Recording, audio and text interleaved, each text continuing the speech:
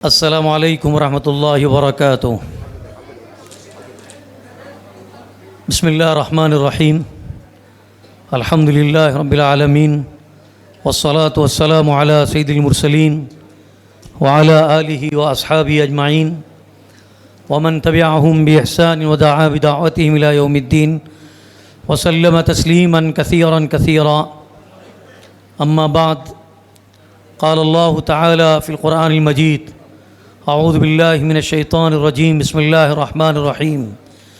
یا ایہا الذین آمنوا قوا انفسکم واہلیکم نارا وقودها الناس والحجارہ علیہا ملائکۃ غلاظ شداد لا یعصون اللہ ما امرہم ویفعلون ما یؤمرون۔ صدق اللہ العظیم۔ صدر اجلاس حضرت مولانا محمد الیاس صاحب ندوی دامت برکاتہم، حضرت مولانا محمد انصار صاحب خطیب ندوی، نائب قاضی جماعت المسلمین بھٹکل، اور اس مسجد کے امام جناب مولانا عبدالعزیز صاحب منا، دیگر علماء کرام، عزیز طلبہ اور بزرگان دین، الحمدللہ بچوں کے کچھ تقاریر، مکالمہ اور ان کی قرآن پاک کی تلاوت کا سننے کا موقع ملا۔ آج کا یہ جو اجلاس منعقد ہوا تھا اس میں شبینہ مکاتب میں پڑھنے والے طلباء کے درمیان مسابقہ تھا۔ ظاہر بات ہے کہ مسابقے میں کچھ سوالات کیے گئے، بچوں نے ان کے جوابات بھی دیے، قرآن مجید کی تلاوت کی گئی۔ بعض بچوں نے بہت خوبصورت انداز میں قرآن پاک کی تلاوت کی، اس کی مخارج کا اور طرز ادا بہت بہترین تھا، اور اس طرح سے بعض طلباء میں کچھ کمیاں خامیاں بھی تھیں، جیسا کہ اس کی طرف مولانا عبدالعزیز منا صاحب نے اشارہ بھی کیا۔ بہرحال یہ جو شبینہ مکاتب ہیں اس کی بہت بڑی اہمیت ہے، ان کو مستحکم کرنا، شبینہ مکاتب میں اپنے بچوں کو بھیجنا، یہ سرپرستوں کی ذمہ داری ہے۔ اور جب تک ہمارے بچے شبینہ مکاتب میں نہیں آئیں گے تو پھر ان کے لیے پھر دوسری جگہ نہیں ہے کہ جہاں پر قرآن پاک کو صحیح طریقے سے پڑھ سکیں، روزانہ کی دعائیں یاد کر سکیں، ادب اور احترام سیکھ سکیں۔ یہی وہ جگہ ہے جہاں پر بچے آتے ہیں، قرآن پاک کو بھی سیکھتے ہیں، دعائیں سیکھتے ہیں، اور یہی بچے انشاءاللہ کل بڑے ہوں گے، ہمارا یہ اثاثہ ہیں، قوم کے معمار ہیں۔ اگر ان کی تربیت اچھی طریقے سے ہوگی تو پھر انشاءاللہ آئندہ یہ اپنی قوم اور ملت کی رہنمائی بھی کریں گے، رہبری بھی کریں گے۔ اس لیے اس وقت بہت ضروری ہے کہ جو حالات ہم لوگ دیکھ رہے ہیں ہر طرف سے، خصوصاً چھوٹے بچوں کے ذہنوں پر جو اثرات مرتب ہو رہے ہیں، چاہے اسکولوں کی زندگی میں ہو، چاہے کالج کی زندگی میں ہو، یونیورسٹیوں کے اندر ہو، ایک پلان طے شدہ ہے ان کا کہ نوجوان بچوں پر، چھوٹوں پر اور نوجوانوں پر ان پر حملہ کیا جائے، اور بعض اعتبار سے وہ لوگ کامیاب بھی ہیں۔ الحمدللہ ہمارے ہاں تو اس کا نظام ہے، باقاعدہ ہر مسجد میں شبینہ مکاتب ہوئیں، وہاں پر بچے آتے ہیں، قرآن مجید کی تلاوت کرتے ہیں، پڑھتے ہیں، اور کچھ ایمانیات پر، کچھ عقائد پر باتیں ہوتی ہیں، ان کو ایمانیات اور عقائد سکھائے جاتے ہیں۔ لیکن بہت سی ایسی جگہیں ہیں جہاں پر اس طرح کا نظام نہیں ہے، اور اس طرح کا نظام نہ ہونے کی وجہ سے ہمارے نوجوانوں پر ایک غلط اثر مرتب ہو رہا ہے۔ ان کے عقیدے کا مسئلہ ہے، ان کے ایمان کا مسئلہ ہے، ان کی نمازوں کا مسئلہ ہے، ان کی زندگی میں شریعت پر عمل کرنے کا مسئلہ ہے۔ اگر اس وقت ہم نے اس کی فکر نہیں کی اور ہمارے بچوں کو باقاعدہ اس پر نہیں بھیجا تو پھر یہی بچے بگڑ بھی سکتے ہیں۔ قرآن مجید میں جس کی آیت میں نے آپ کے سامنے پیش کی ہے، اللہ رب العزت اس میں ارشاد فرماتے ہیں، या अय्युहल्लज़ीना आमनू क़ू अनफुसकुम व अहलीकुम नारा, ऐ ईमान वालो अपने आँख को भी बचाओ और अपने अहलो अयाल को भी बचाओ, अपनी बीवी बच्चों को बचाओ उस आग से। वक़ूदुहा अन्नास वल हिजारा, आगे अल्लाह रब्बुल इरशाद फरमाते हैं उसका ईंधन लोग होंगे और पत्थर होंगे। यानी जहन्नम की आग के बारे में अल्लाह रब्बुल इज़्ज़त ने इरशाद फरमाया कि उस वक्त जो आग जलाई जाएगी उसके ईंधन कौन होंगे? लोग होंगे और पत्थर होंगे। फिर उस आग के बारे में फरमाया अलैहा मलाइकतुन गिलादुन शिदाद, उस पर जो निगरानी करने वाले जो उस पर जो रखे गए हैं ऐसे फरिश्ते हैं जो बड़े सख्त मिजाज हैं, तुरशरू हैं। ला यासूनल्लाह मा अमरहुम व यफ़अलून मा युमरून, फिर अल्लाह की नाफरमानी नहीं करते हैं, जिस चीज़ का उनको हुक्म दिया गया है वो काम वो बजा लाते हैं और उनसे बिल्कुल नाफरमानी नहीं होती है। तो इससे मालूम हुआ कि कुरान मजीद हमको बार बार इसकी तलकीन करता है कि अपने आप को भी बचाइए, अपने बीवी बच्चों को बचाओ, अपने घर वालों को बचाओ, अपने अहल अयाल को बचाओ। किससे बचाओ? जहन्नम से बचाओ। ये जो छोटे छोटे बच्चे यहाँ पर बैठे हुए हैं माशाल्लाह, उनके सरपरस्त भी हैं। हमको समझना चाहिए कि कुरान मजीद ने इन बच्चों को नेमत करार दिया है। ये बच्चे अल्लाह ताला की तरफ से एक नेमत हैं। औलाद इंसान को एक नेमत के तौर पर दी गई है। और कुरान मजीद की बात आयतें ऐसी भी महसूस होती है कि जहाँ पर एक तरफ कुरान मजीद ने औलाद को नेमत करार दिया है, दूसरी तरफ औलाद को दुश्मन भी करार दिया है। एक तरफ नेमत है, एक तरफ औलाद को अल्लाह रब्बुल ने दुश्मन करार दिया।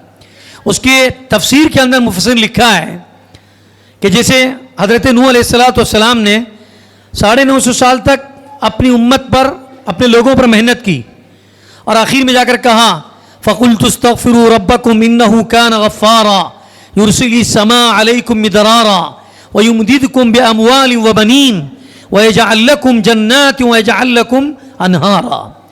हज़रत नूह अलैहिस्सलाम ने कहा तुम अल्लाह से तौबा करो, इस्तिग़फ़ार करो, अल्लाह ताला बड़ा माफ़ करने वाला है। व युमदिदकुम बिअमवालिन व बनीन, और अल्लाह ताला तुम्हारी मदद फरमाएगा औलाद के ज़रिए से और माल के ज़रिए से। तो मालूम ही हुआ इस आयत के अंदर कि अल्लाह ने जो औलाद हमको अता फरमाई है, यह औलाद अल्लाह ताला की बहुत बड़ी नेमत है। इस नेमत को ये नेमत कब बनेगी? जब हम इस औलाद पर बाकायदा उसका ख्याल रखेंगे।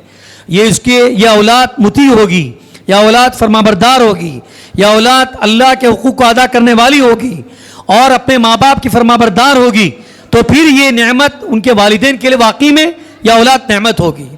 और अगर खुदा न खास्ता औलाद की हमने फ़िक्र नहीं की, इनको जिस माहौल में बचपन के अंदर ईमान और अकीदा, अल्लाह के रसूल की मोहब्बत, सहाबा की मोहब्बत, यह हमने नहीं सिखाया और बच्चे बिगड़ गए, औलाद बिगड़ गई, तो जिनकी औलाद बिगड़ जाती है उनकी नींद हराम हो जाती है, उनका सुकून गारत हो जाता है।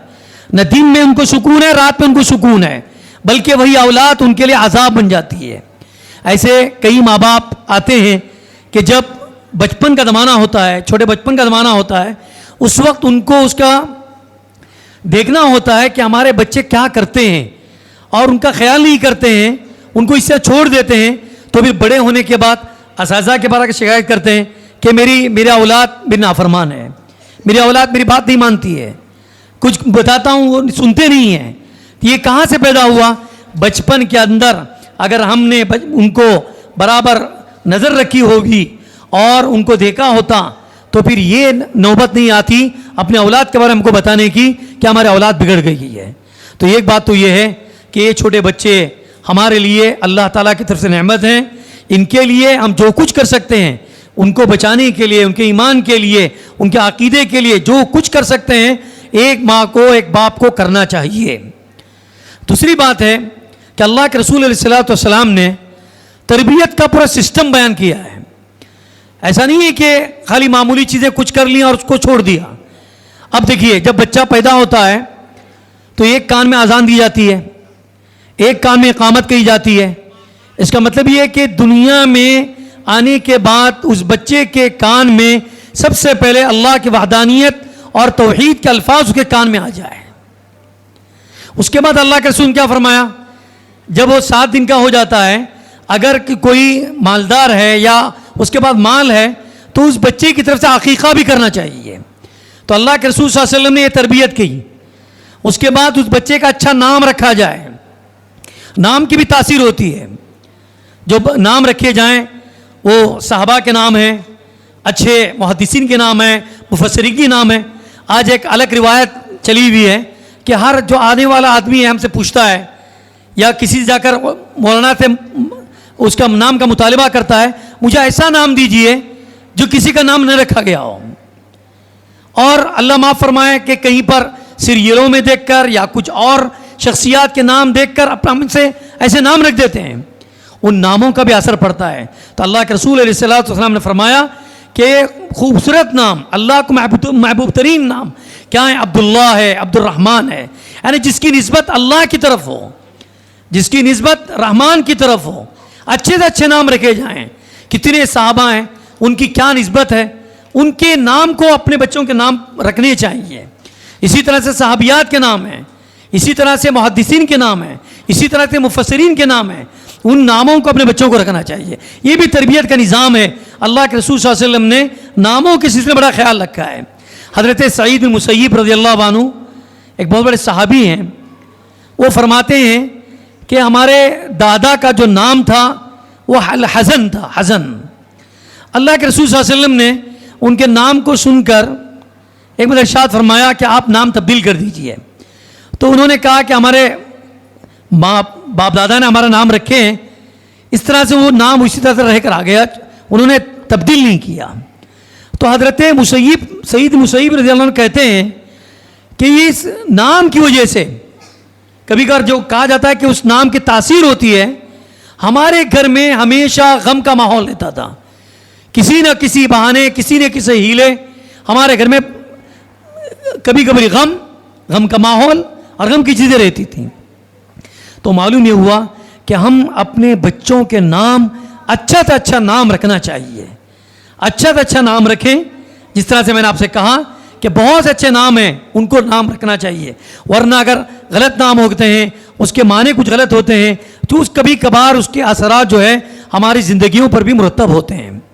اسی طرح سے اللہ کے رسول صلی اللہ علیہ وسلم نے بچپن ہی سے اگر بچہ کوئی غلط کرتا ہے تو محبت کے ساتھ، شفقت کے ساتھ، رحمت کے ساتھ ان کو سمجھاتے تھے. حضرت عمرو بن سلمہ رضی اللہ عنہ کے واقعہ، ہمارے بچے ہمارے بیٹھے ہوئے ہیں، شاید انہوں نے بھی کئی بار تک پڑھا ہوگا کہ ایک مرتبہ اللہ کے رسول صلی اللہ علیہ وسلم کے ساتھ کھانے کے لیے بیٹھے ہوئے تھے اور بڑے لوگ بھی موجود تھے کھاتے وقت. تو کبھی عمرو بن سلمہ رضی اللہ عنہ کا جو ہاتھ ہے کبھی پلیٹ میں اس طرف جاتا، کبھی اس طرف جاتا، کبھی سامنے سے کھاتے، کبھی یہاں سے کھاتے. تو اللہ کے رسول صلی اللہ علیہ وسلم نے، چھوٹے سے بچے تھے، ان کو پکارا یا غلام کہہ کر، اے بچے. وہ اللہ کے رسول نے فرمایا سب سے پہلے سم اللہ، کھانے کا ادب سکھا رہے ہیں چھوٹے سے بچے کو کہ سب سے پہلے کھانے سے پہلے کوئی بھی چیز کھائے سب سے پہلے اللہ کا نام لو. اور کل بیمینک. پھر دوسرا ادب یہ فرمایا، عام طور پر کبھی کبھی بچے بائیں ہاتھ سے بھی کھانا شروع کر دیتے ہیں. کوئی چیز ان کو دے دیجئے، بائیں ہاتھ بڑھاتے ہیں آگے. تو بچپن ہی میں اللہ کے رسول صلی اللہ علیہ وسلم چھوٹے بچے سے کہا کل بیمینک، آپ اپنے دائیں ہاتھ سے کھائیے. چھوٹے بچے سے کہہ رہے ہیں.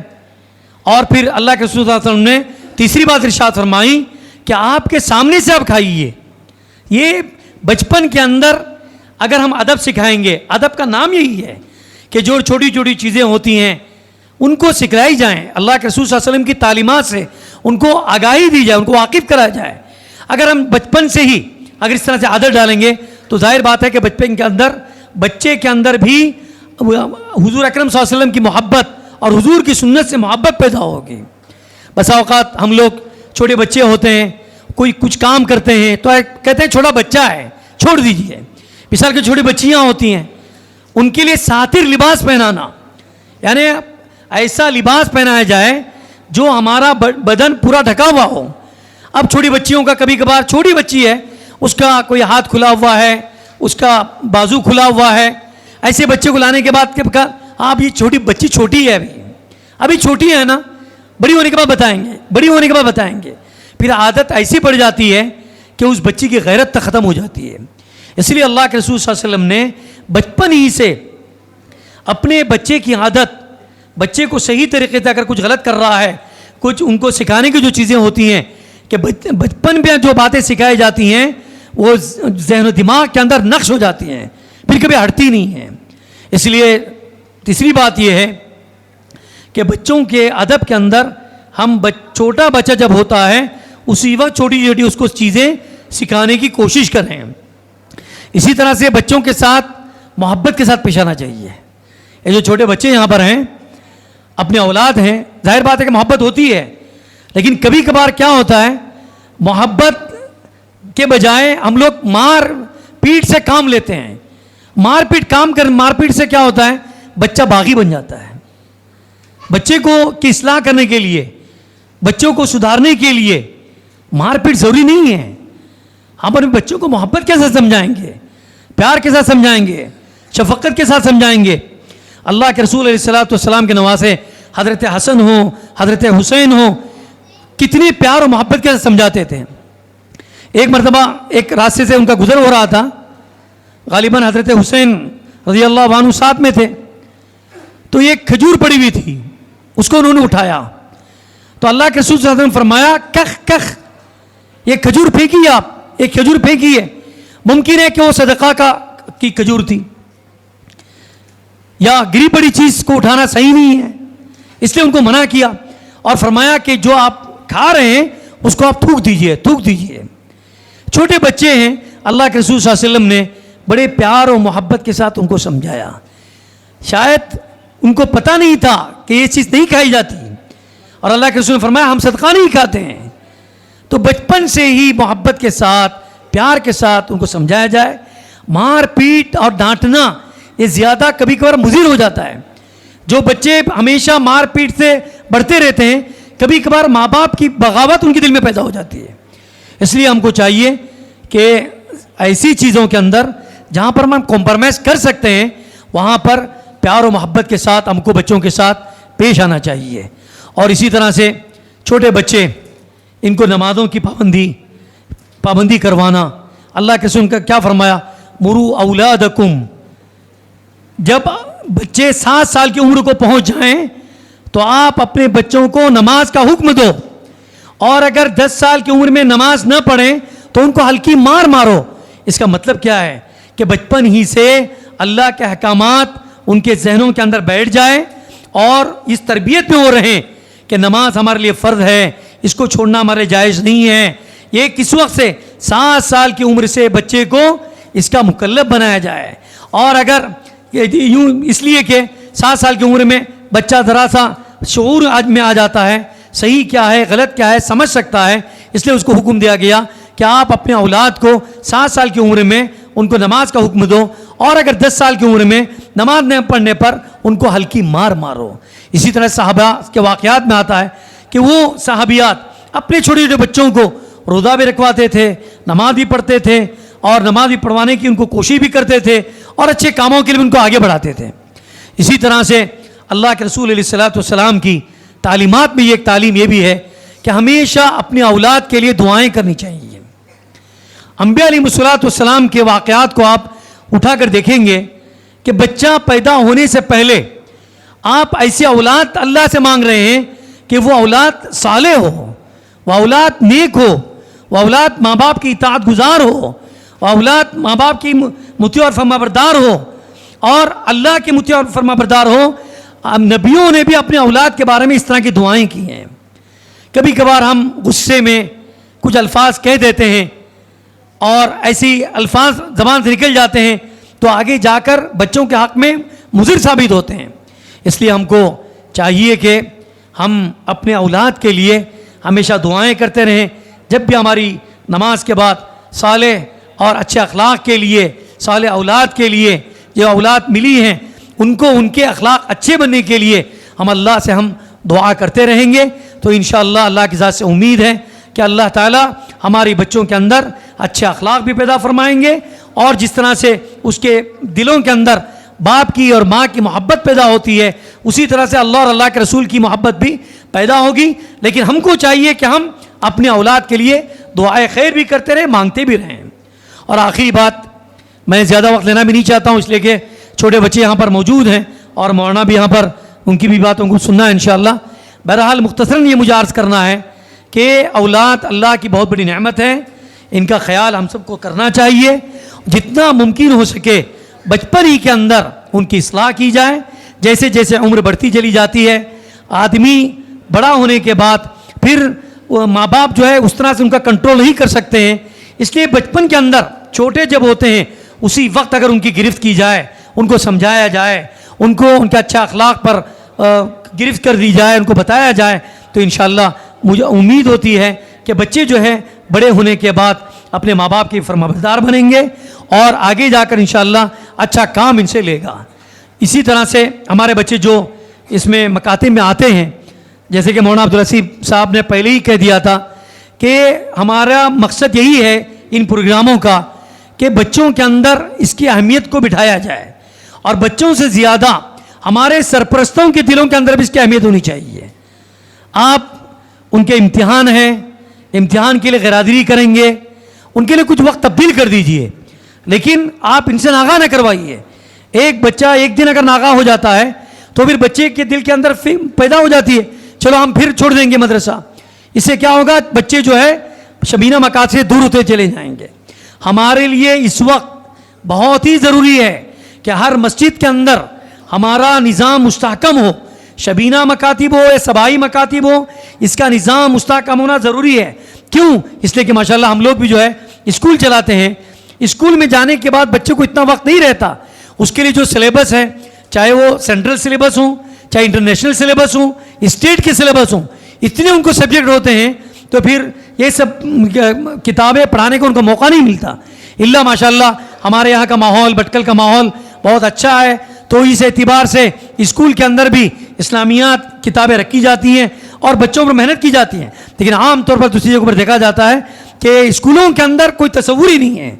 بچوں کو دین پڑھانا، قرآن پڑھانا، دعائیں سنانا یا دعائیں پڑھانا، اس کا تصور بہت کم اسکولوں میں ملتا ہے۔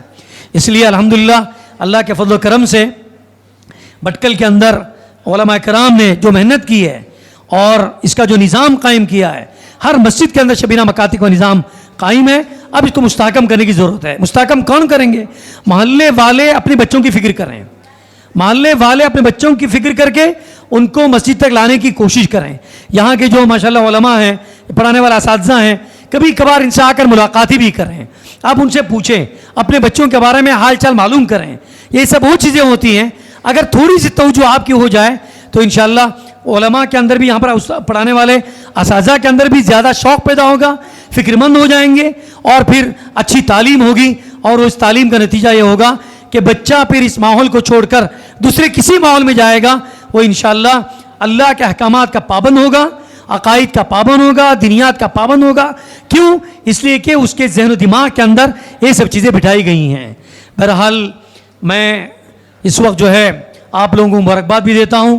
ہمارے جتنے علماء کرام یہاں پر مختلف مکاتب سے بچے آئے، ان کے اوپر محنت کی گئی، بچوں نے یاد کیا، یہاں پر امتحانات لیے گئے۔ ماشاءاللہ اس طرح کا امتحانات مدارس میں تو ہوتا ہے کہ جہاں پر آپ قواعد پوچھتے ہیں، دونوں قاعدے پوچھے جاتے ہیں، قرآن مجید کے پڑھنے کے قاعدے پوچھے جاتے ہیں، لیکن یہاں پر بھی پوچھنے کے بعد بچوں نے بڑے خوبصورت انداز میں اس کا جواب دیا ہے، اور ایسا لگتا ہے کہ ماشاءاللہ ان کے پیچھے بڑی محنت ہو رہی ہے۔ اللہ سے ہم دعا کرتے ہیں کہ اللہ تعالیٰ ان بچوں کے اندر قرآن پاک کا شوق پیدا فرمائیں، اور ہمارے جو سرپرست یہاں پر بیٹھ کر اپنے بچوں کا پروگرام دیکھ رہے تھے، ان کے اندر بھی اس کی اہمیت اللہ تعالیٰ پیدا فرمائے۔ اور میں طوبہ مسجد ذمہ داروں کا، خصوصاً مولانا محمد الیاس صاحب ندوی دامت برکاتہم کا، اور مولانا عبدالرسیب منا صاحب کا بھی میں بہت مشکور ہوں کہ مجھے اس وقت آپ کے اس پروگرام میں مجھے یہاں پر دعوت دی گئی، بلایا گیا، اور میں نے کچھ منتشر خیالات اور منتشر باتیں میں آپ کے سامنے پیش کی ہیں۔ اللہ تعالیٰ اگر جو باتیں اچھی نکلی ہیں، یہ اللہ تعالیٰ اس کو قبول فرمائیں۔ اگر اس کے اندر کچھ باتیں کسی کو اگر ٹھیس بھی پہنچی ہو تو میں ان سے معذرت خواہ ہوں۔ بہرحال اللہ تعالیٰ مجھے بھی اور آپ کو بھی دین کے اعتبار سے جو خدمات ہو سکتی ہیں، اللہ تعالیٰ ہم سب کو مل کر اس دین کی خدمات کرنے کی توفیق عطا فرمائے۔ وآخر دعوانا الحمدللہ رب العالمین۔